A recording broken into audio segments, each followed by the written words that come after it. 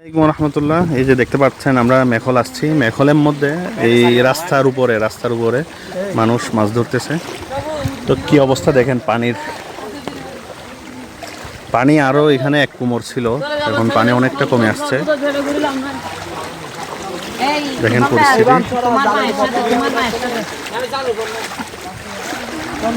এই যে আমি জাল কার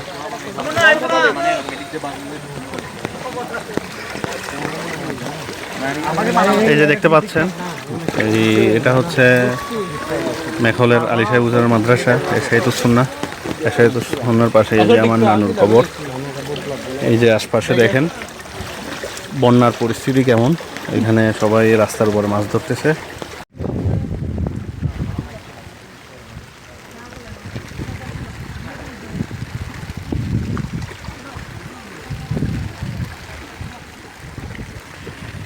চট্টগ্রামের মানুষ ভালো নেই।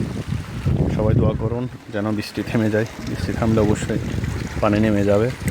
পানি আরও বেশি ছিল, এখন অনেকটা কমে আসছে আলহামদুলিল্লাহ। তা আরও কমার জন্য অবশ্যই দোয়া করেন, কারণ আল্লাহ সুবহানাহু ওয়া তাআলার রহম ছাড়া কোনো উপায় নেই। এই যে দেখতে পাচ্ছেন বন্যার কেমন পরিস্থিতি।